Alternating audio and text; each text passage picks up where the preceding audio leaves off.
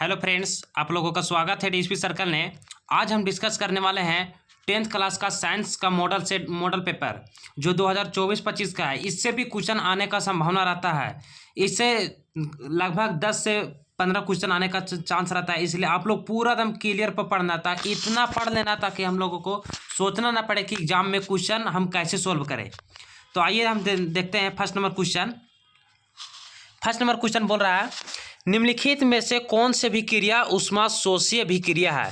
पहले नंबर हम लोग ये समझेंगे ऊष्माशोषी क्या होता है और एक ऊष्माक्षेपी क्या होता है। ऊष्माशोषी उसे कहते हैं जो ऊष्मा का शोषण करता है, मतलब कि ऊष्मा अपने तरफ लेता है। जब अभिक्रिया होता है तो ऊष्मा की जरूरत होती है। और ऊष्माक्षेपी मतलब कि जब कोई रिएक्शन होता है तो ऊष्मा रिलीज होता है, उसे बोलते हैं ऊष्माक्षेपी।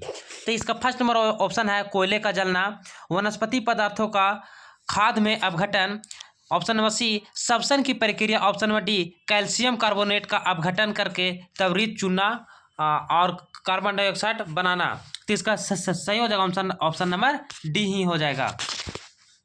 जब कैल्शियम कार्बोनेट का अपघटन होता है और तथा उसे त्वरित किया जाता है चूना और कार्बन डाइऑक्साइड, तो उस समय ऊष्माशोषी मतलब कि ऊष्मा की जरूरत होती है। अर्थात आप लोग के और एग्जाम्पल याद कर लेना, जैसे ऊष्माक्षेपी का और ऊष्माशोषी का।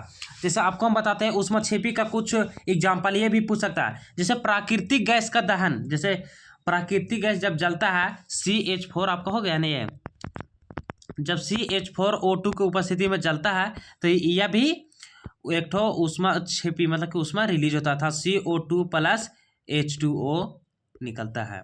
फिर एक ठो श्वसन, एक ऊष्माक्षेपी प्रक्रिया श्वसन भी C6, जैसे आपको बताते हैं C6H12O6 प्लस 6O2 के साथ जब रिएक्शन करवाया जाता है तब आपका 6CO2 प्लस 6H2O। यहाँ तो अच्छा से लिखा नहीं पा रहा, लेकिन आप लोग तो हम बोल रहे हो वो तो सुन ही रहेंगे।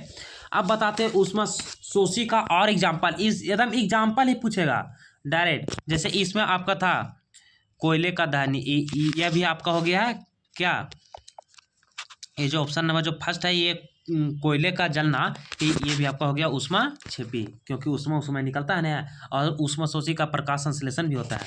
अब देखते हैं क्वेश्चन नंबर नेक्स्ट 2। नमी वाले दिन हाइड्रोजन क्लोराइड गैस तैयार करने के दौरान गैस को आमतौर पर कैल्शियम क्लोराइड युक्त गार्ड ट्यूब से गुजारा जाता है। गार्ड ट्यूब में लिए गए कैल्शियम क्लोराइड की भूमिका है। तो इसमें इसका क्या भूमिका रहता है, तो उत्सर्जित गैस को अवशोषित करना, गैसों को नम करना, गैसों से नमी को अवशोषित करना, या उत्सर्जित गैस से क्लोरीन आयनों को अवशोषित करना।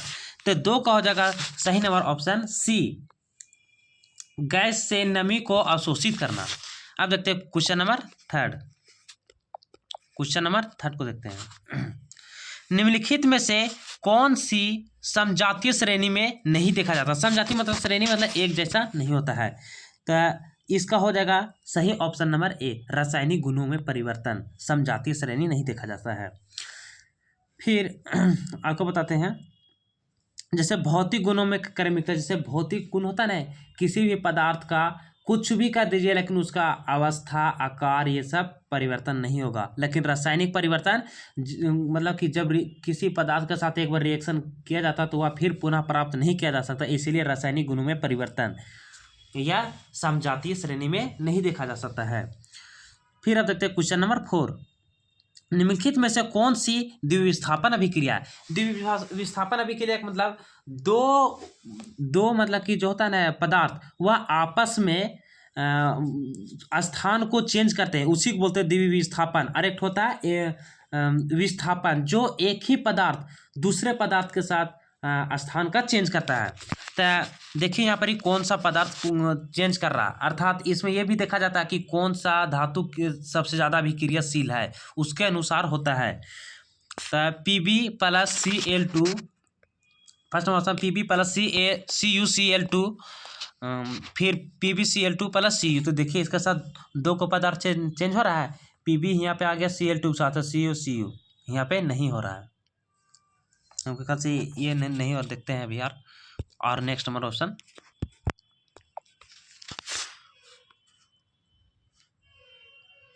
फिर दूसरा नंबर है ऑप्शन Na2SO4 प्लस BaCl2 और BaSO4 प्लस 2NaCl, यही आपका सही आंसर हो जाएगा। कैसे से बताते हैं, देखिए यहाँ पे दो पदार्थ हम बोले थे क्या कि दो पदार्थ अपने स्थान को चेंज करते हैं। देखिए Na2 जो है से यहीं आ गया NaCl के साथ, देखिए BaC होता है यहाँ पे इसे चेंज कर लिया, इसमें नहीं चेंज किया, इसमें तो सिंगल ही ऑप्शन नंबर 3 में वो तो नहीं होगा, ऑप्शन नंबर 4 भी नहीं होगा कि इसमें चेंज हो ही नहीं रहा है। ठीक है, अब देखते हैं क्वेश्चन नंबर नेक्स्ट 5। जल का विद्युत अपघटन जल का विद्युत अपघटन, सॉरी दोस्तों थोड़ा सा पढ़ने में मिस्टेक हो रहा है। जल का विद्युत अपघटन एक अपघटन अभिक्रिया है। जल के विद्युत अपघटन के दौरान मुक्त होने वाले हाइड्रोजन और ऑक्सीजन गैसों का मोल अनुपात क्या होगा। मतलब कि इसे बोला जा रहा है कि जब जल को विद्युत अपघटन से मतलब कि अभिक्रिया किया जाता है तो उस समय दोनों मुक्त होने वाले हाइड्रोजन और ऑक्सीजन का अनुपात क्या रहता है। तो उस समय ऑक्सीजन और हाइड्रोजन का अनुपात क्या रहता है, तो इसका हो जाएगा ऑप्शन नंबर बी, 2:1 रहता है। एक क्वेश्चन नंबर 6, एक जलीय घोल लाल लिटमस पत्र घोल को नीला कर देता है, निम्नलिखित में से कौन सा घोल अधिक मात्रा में मिलाने से या परिवर्तित उल्टा जाएगा, मतलब कि उल्टा हो जाएगा, तो इसका हो जाएगा option number D, hydrochloric acid हो जाएगा इसका सही नंबर ऑप्शन। अब देखते हैं क्वेश्चन नंबर 7। अर्थात आप लोग को एक चीज़ और बताना चाहते हैं, जैसे अम्ल जो है सो जैसे आप लोग को एक अनिल, देखिएगा इससे आपको एकदम आसान कर देंगे। अनिल मतलब आम्ल, मतलब आम्ल है, नी से नीला अर्थात ल से लाल। आम्ल जो है सो नीला लिटमस पत्र को लाल कर देता है। अनिल से आप याद रखिएगा, नी से मतलब नीला से लाल हो जाता है, नीला से क्या हो जाता है, लाल हो जाता है। अर्थात आप बोल देगा क्षारक जो है वह आप बताते हैं अनिल की जो पत्नी है वह उसे बेलन से मारती है, तो बेलन से मारती है मतलब कि लिख लेते हैं पहले नंबर बेलन मतलब हो गया बेस। क्षारक को हिंदी में क्या बोलते हैं, इंग्लिश में बेस बोलते हैं। तो बेलन मतलब कि लाल लिटमस पत्र को नीला कर देता है, जो क्षारक जो है यह लाल लिटमस पत्र को नीला कर देता है। ठीक है, ये सब याद रखिए। अर्थात आप लोग का एक तो ये भी अम्ल जो होता है वह 7 से नीचे होता है, उसका पीएच मान 7 से नीचे होता है, अर्थात क्षारक का पीएच मान 7 से अधिक होता है और उदासीन का पीएच मान 7 होता है। ये भी आप लोग को ध्यान में रखना है ताकि एकदम आप लोग एकदम धुआंधार एकदम क्वेश्चन बनाए। अब देखते हैं क्वेश्चन नंबर 7। बेकिंग पाउडर का एक घटक सोडियम क्लोराइड कार्बोनेट है, दूसरा घटक है, मतलब इसमें बोला जाता है बेकिंग जो पाउडर है उसका एक घटक सोडियम हाइड्रोजन कार्बोनेट है और दूसरा घटक है, और कौन है, तो इसका हो जाएगा option number B, tartaric acid हो जाएगा। अब देखते हैं क्वेश्चन नंबर 8। धातुओं को खींचकर पतले तार में बदलने की क्षमता को क्या कहते हैं। मतलब बोला जाता है ना धातु को पतले तार में मतलब खींचने की जो प्रक्रिया उसे क्या बोलते हैं, तो उसे बोलते हैं तन्यता बोलते हैं। क्या बोलते हैं, तन्यता। अर्थात कौन सी धातु सबसे ज्यादा मतलब खींची जाती है, तन्य सबसे ज्यादा लंबी दूरी तक। सोना होता है दोस्त, ये भी पूछ सकता है। सोना जो है 1 ग्राम सोना को 2 किलोमीटर तक खींचा जा सकता है। और फिर यहाँ पर आपसे ये भी क्वेश्चन पूछ सकता है कि धातु को पतले चादर के रूप में ढाला जाता है तो उसे क्या कहते हैं, आघात वर्तीयता कहते हैं। मतलब जब बोलेगा धातु को पतले चादर के रूप में परिवर्तित किया जाता है पीट कर, अर्थात जो अधातु को नहीं पीटा जाता, क्यों, अधातु भंगुर होते हैं, वो टूट जाते हैं।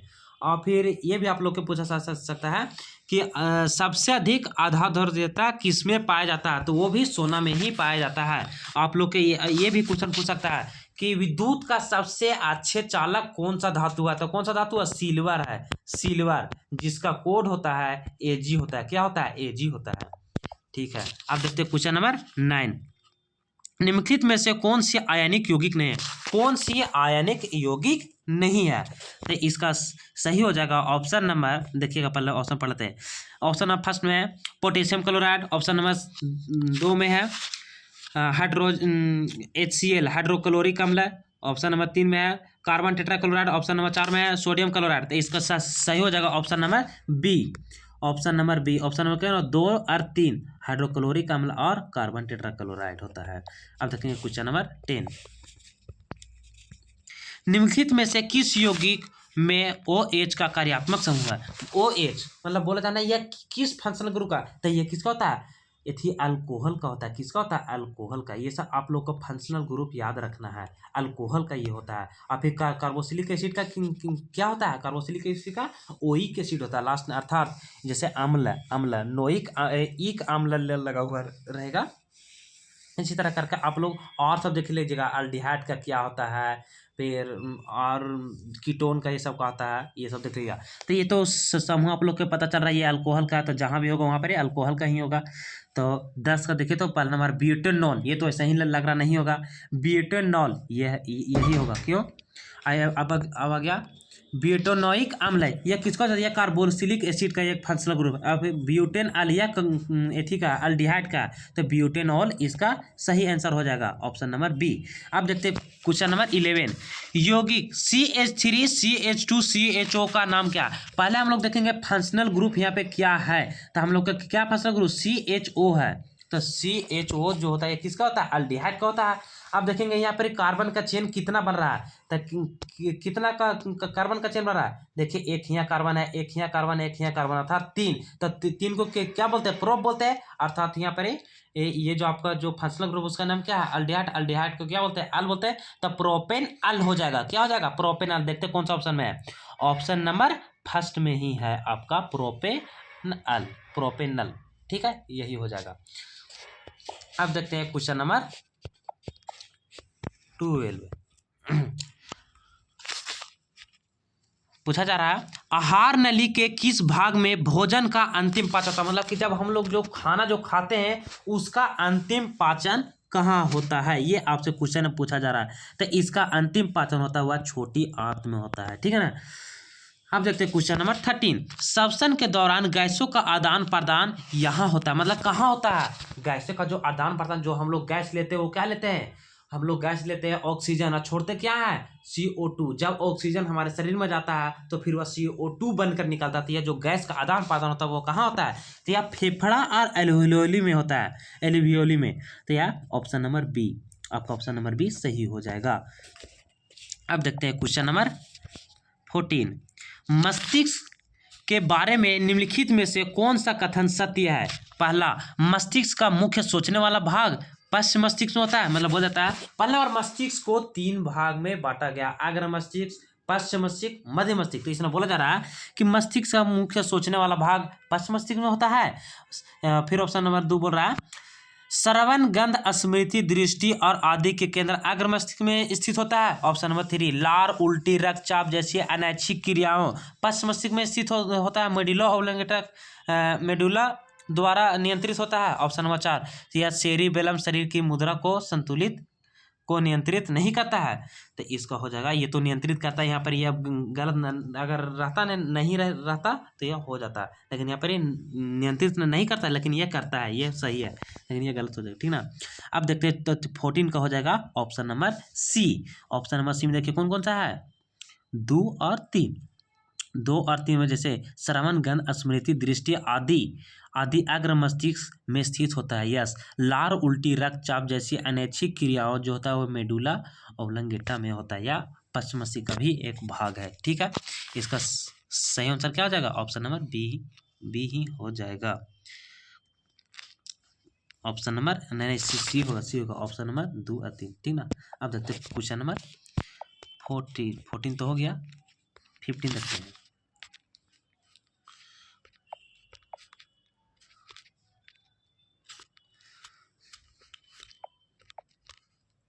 क्वेश्चन नंबर 15 क्या बोल रहा है, बेमेल जोड़ी का चयन करें, मतलब बेमेल जोड़ी, जो जोड़ी नहीं है, बेजोड़े का चयन करना, जो नहीं पाया जाता। जैसे एड्रेनालाइन पिट्यूटरी का ग्रंथि पाया जाता है, आप लोग सोचिएगा, टेस्टोस्टेरोन में, एस्ट्रोजन अंडाशय में, थायरोक्सिन थायराइड ग्रंथि में, मतलब बेजोड़े जो नहीं पाया जाता है। तो टेस्टोस्टेरोन या विरिसन में ही पाया जाता है, जो पुरुषों में, और एस्ट्रोजन या महिलाओं में अर्थात अंडाशय में पाया जाता है। थायरोक्सिन जो है यह थायराइड ग्रंथि में पाया जाता है। ऑप्शन नंबर जो आपका जो फर्स्ट है यह एड्रेनल पिट्यूटरी ग्रंथि में नहीं पाया जाता। एड्रेनल जो होता है यह अधिवृक्क में पाया जाता है, अधिवृक्क अर्थात किडनी में पाया जाता है। अर्थात एड्रेनालाइन ग्रंथि जो है ग्रंथि जो है यह इसे तनाव के समय यह स्रावित होता है। कौन सा तनाव के समय, ठीक ना। अब देखते हैं क्वेश्चन नंबर 16 एक फूल में नर और मादा युग्म अंकुरन कोशिकाएं उत्पन्न करने वाला भाग है। जो नर और मादा का जो युग्म जो होता है वो उत्पन्न करने वाला भाग को क्या बोलते हैं? तो 16 को हो जाएगा ऑप्शन नंबर सी। क्या हो जाएगा? ऑप्शन नंबर सी, परागकश और अंडाशय। अब देखते हैं क्वेश्चन नंबर 17। अमीबा और स्पाइरोगैरा ईस्ट में प्रजनन की एक सामान्य विशेषता यह है कि क्या है? वे अलैंगिक रूप से प्रजनन करते हैं। जो अमीबा, जो स्पाइरोगैरा और ईस्ट है में प्रजनन, या वे अलैंगिक रूप से प्रजनन करते हैं, या वे सभी कोशिकीय हैं, या वे केवल लैंगिक रूप से प्रजनन करते हैं, या वे सभी बहुकोशिकीय हैं। तो 17 का हो जाएगा ऑप्शन नंबर ए, वे अलैंगिक रूप से प्रजनन करते हैं, अमीबा, स्पाइरोगैरा और ईस्ट। अब देखते हैं क्वेश्चन नंबर 18। नीचे दी गई सूची में उस लक्षण का चयन करें जिसे अर्जित किया जा सकता है लेकिन विरासत में नहीं मिलता। तो फर्स्ट नंबर ऑप्शन है आंख का रंग, त्वचा का रंग, शरीर का आकार, बालों की प्रकृति। तो ऑप्शन नंबर 18 हो जाएगा ऑप्शन नंबर सी, शरीर का आकार। ठीक है। अब देखते हैं क्वेश्चन नंबर 19। बोला जा रहा है क्वेश्चन नंबर 19 में प्राकृतिक चयन द्वारा प्रजातियों के विकास का सिद्धांत दिया गया था। बोला जा रहा है प्राकृतिक चयन द्वारा प्रजातियों के विकास का सिद्धांत दिया गया था। मेंडन, डार्विन, मॉर्गन या लेमार्क, मतलब कौन दिया था ये यही पूछ रहा है। तो 19 को हो जाएगा ऑप्शन नंबर बी, डार्विन ने ही दिया था सिद्धांत। फिर देखते हैं क्वेश्चन नंबर 20। निम्नलिखित में से कौन सा कथन सत्य है? तो बोला जा रहा है उत्तल लेंस में 4 डायोप्टर शक्ति होती है जिसकी दूरी 0.25 मीटर होती है। फिर बोला जा रहा है पहला नंबर तो आप लोग को ये दिमाग लगता है उत्तल लेंस में डायोप्टर जो होता है वह प्लस में होता है, अर्थात अवतल लेंस में माइनस में होता है। जैसे देखिए आपको 2 ऑप्शन कट जाएगा, अवतल लेंस में प्लस हो भी नहीं करता, तो ऑप्शन नंबर सी ये सही खत्म हो गया। ठीक है दोस्तों, ये सही खत्म हो गया। फिर उत्तल लेंस में ये भी ऑप्शन नंबर बी खत्म हो गया। क्यों? क्योंकि ये जो होता है या उत्तल लेंस माइनस में कभी नहीं होता, इसलिए वो दोनों ऑप्शन था। अभी ये दोनों ऑप्शन में दिमाग लगाना है, ठीक ना। तो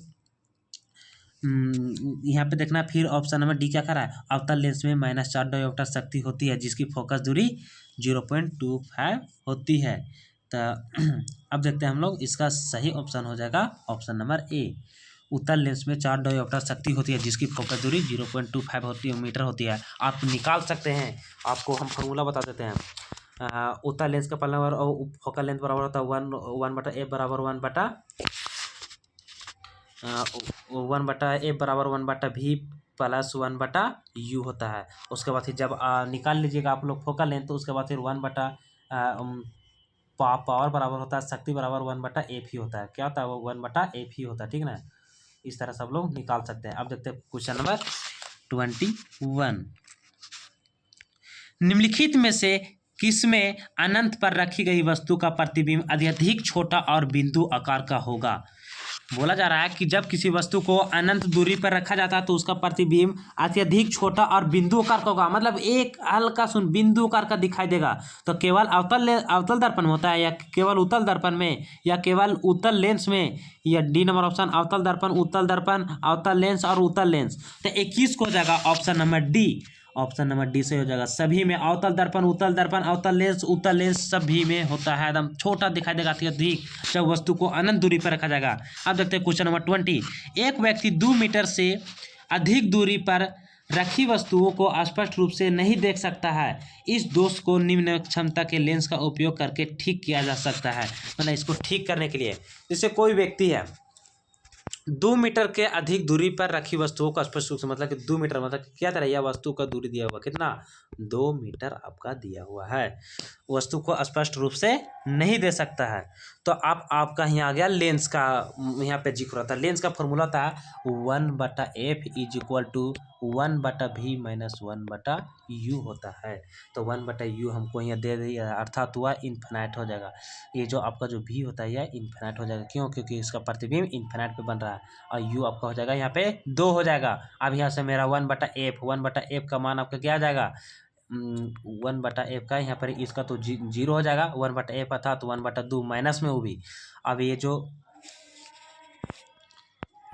ऊपर हो जाएगा f = कितना हो जाएगा आपका? f = -2 हो जाएगा, f = -2 हो जाएगा। ठीक है, और फिर यहाँ से जब 1/f निकल गया तो f बराबर मेरा कितना आया, -2 आया। अब हम लोग डायोप्टर निकालेंगे। डायोप्टर का फॉर्मूला जानते हैं, 1/f होता है।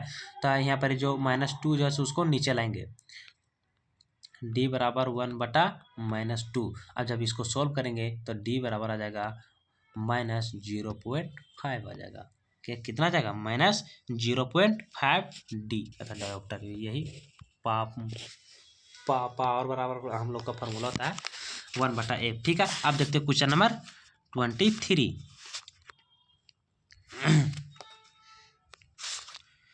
बोला जा रहा है, प्रकाश की निम्नलिखित में से कौन सी घटनाएं इंद्रधनुष के निर्माण में शामिल है। बोला जा रहा है जो प्रकाश को निम्नलिखित में से कौन सी घटनाएं इंद्रधनुष में शामिल, जो पृथ्वी में जब लाइट पास होती है तो कौन सी शामिल होती है।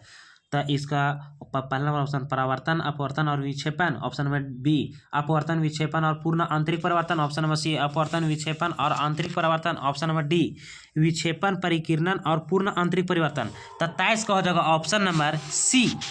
ऑप्शन नंबर क्या हो जाएगा, सी हो जाएगा।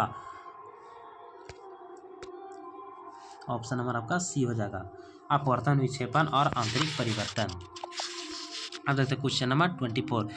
1/5 ओम वाले 5 प्रतिरोधकों का उपयोग कौन सा न्यूनतम प्रतिरोधक बनाया जा सकता है। अर्थात ये कौन जो बोला जा रहा है 1/5 ओम करके वाला प्रतिरोधक का उपयोग करके कौन सा न्यूनतम प्रतिरोधक बनाया जा सकता है। तो पहला नंबर हम लोग को फॉर्मूला जानते हैं, रेजिस्टेंस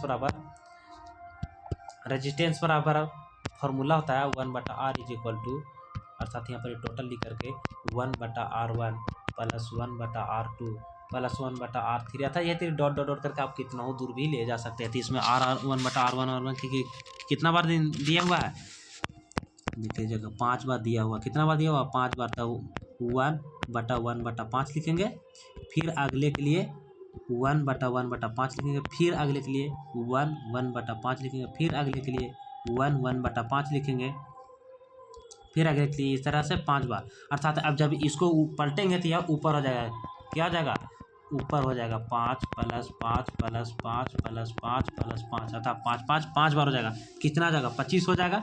1/r इक्वल टू 25 हो जाएगा आपका। कितना हो जाएगा, 25। जब यह r को ऊपर ले जाएंगे तो 1/25 हो जाएगा। यही आपका सही आंसर होगा। देखिएगा कौन सा ऑप्शन में है, ऑप्शन नंबर बी में है आपका, ये सही हो जाएगा। Option number B. अर्थात ये आपका क्या था, पैरेलल था या सीरीज कॉम्बिनेशन था। यह आपका पैरेलल कॉम्बिनेशन, सीरीज कॉम्बिनेशन में आपका होता है r total equal to r1 + r2 + r3 + r4 होता है। ठीक है दोस्तों, अब देखते हैं क्वेश्चन नंबर 25।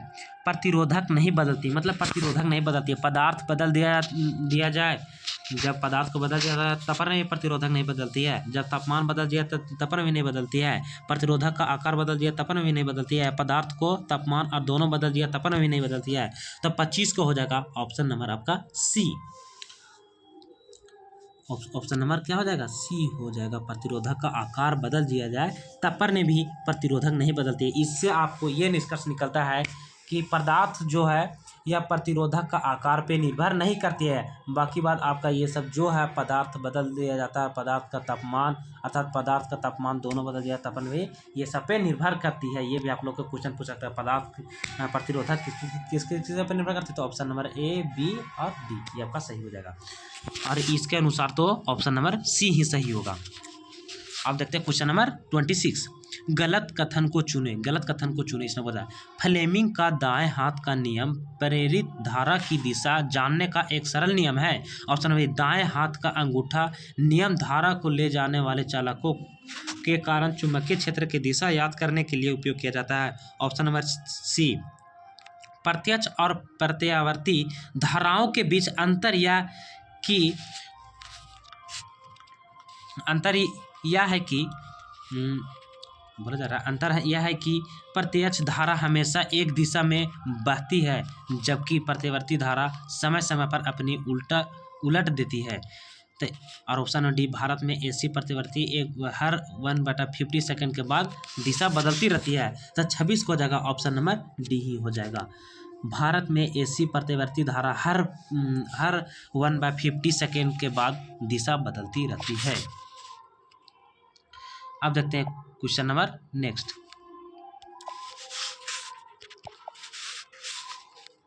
ये क्या हो गया, कहाँ तक हम लोग पूछे थे? 25 तक पहुँच गए थे ना दोस्त। यस 26 हो गया कंप्लीट। अब 27 देखेंगे। बोला जा रहा है घरेलू उपकरणों को शॉर्ट सर्किट या ओवरलोडिंग से बचने के लिए इस्तेमाल किए जाने वाली सबसे महत्वपूर्ण सुरक्षा विधि है आर्थिक फ्यूजन का उपयोग, स्टेबलाइजर का उपयोग या इलेक्ट्रॉनिक मीटर का उपयोग। तो हम लोग अच्छा जानते हैं जब घर में शॉर्ट सर्किट होता है तो उससे बचने के लिए सबसे बेस्ट उपाय क्या है? स्टेबलाइजर का उपयोग किया जाता है, अर्थात ऑप्शन नंबर सी हो जाएगा सही। अब देखेंगे क्वेश्चन नंबर 28। जल विद्युत संयंत्र में क्या होता है? संग्रहित जल की स्थितिक ऊर्जा और विद्युत ऊर्जा में परिवर्तित किया जाता है, या संग्रहित जल की गतिज ऊर्जा को स्थितिज ऊर्जा में परिवर्तित किया जाता है, या जल में विद्युत निकाली जाती है, या विद्युत उत्पन्न करने के लिए जल को भाप में परिवर्तित किया जाता है। तो इसका जगह 28 का ऑप्शन नंबर ए हो जाएगा। ऑप्शन नंबर ए हो जाएगा। क्या है? संग्रहित जल को स्थित ऊर्जा में विद्युत ऊर्जा में परिवर्तित किया जाता है। अब देखिए क्वेश्चन नंबर 29। वे जीव जो विकिरण ऊर्जा का उपयोग करके अकार्बनिक यौगिक को कार्बोहाइड्रेट का संश्लेषण करते हैं उन्हें कहा जाता है, क्या कहा जाता है? अपघटक या उत्पादक या शाकाहारी या मांसाहारी। तो 29 का हो जाएगा ऑप्शन नंबर बी, उत्पादक। अब देखिए क्वेश्चन नंबर लास्ट 30। और आप लोगों का नीचे क्वेश्चन बता देते हैं, देख लीजिएगा। देखिए 31 है, 32 है, 33 है, इस तरह का आप लोग पूरा ये सब कंप्लीट कर लीजिएगा ताकि आप लोग का एकदम बनाने में आसान हो जाएगा। ठीक ना? बस इतने ही क्वेश्चन है। अब देखिए लास्ट नंबर क्वेश्चन क्या बोला? चिपको आंदोलन द्वारा दिया गया महत्वपूर्ण संदेश है। ऑप्शन नंबर फर्स्ट, वन संरक्षण प्रयासों में समुदाय को शामिल करना, वन संरक्षण प्रयासों में समुदाय की अनदेखी करना। ऑप्शन नंबर सी, विकासात्मक गतिविधियों के लिए वन वृक्षों का काटना, या सरकारी एजेंसियों को वनों में वृक्षों को नष्ट करने का आदेश देश का निर्वाध अधिकार है। तो 30 का हो जाएगा ऑप्शन नंबर ए, वन संरक्षण प्रयासों में समुदाय को शामिल करना। ठीक है दोस्तों, मिलते हैं नेक्स्ट वीडियो में। इसी तरह आप लोग बना रहेगा, हर एक मॉडल सेट इसी तरह आप लोग को कराया जाएगा, अर्थात पूरा एकदम धुआंधार एकदम मस्त से आप लोग जितना बेस्ट एकदम अच्छा से देख करके एग्जाम एकदम अपना बेस्ट बना सकते हैं। धन्यवाद दोस्तों।